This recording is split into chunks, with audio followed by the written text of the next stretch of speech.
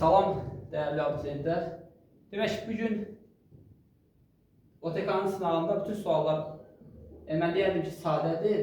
Bir dənə son sual, trapesiya sualı əslində çətin sual deyil və tip də bəllidir. Bugünə qədər gördüyümüz tiplərdəndir. Sadəcə baxan kimi ağla gəlmir.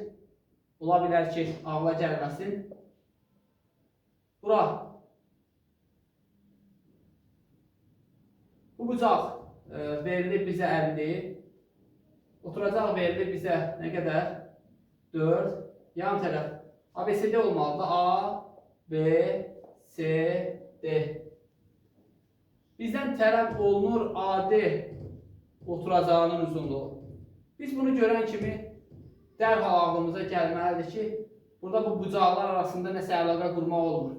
Yəni, belə tangensindən, sinüsdən, kosinüsdən heç bir əlaqə qurmaq olmur. Yəni, bəlkə də qurmaq olar, amma uzun-uzadı bir həngama olacaq da.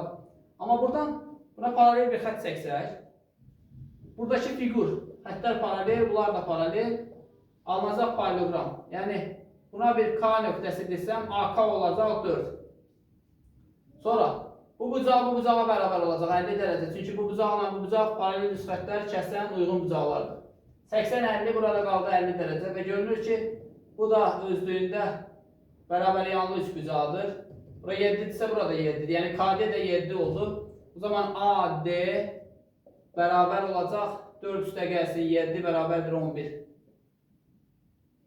Nisbətən fərqli suallardan özümüzü gözləsək, yaxşı olar. Buraxılışda nəticəmiz böyük ehtimal ki, yaxşı olacaq.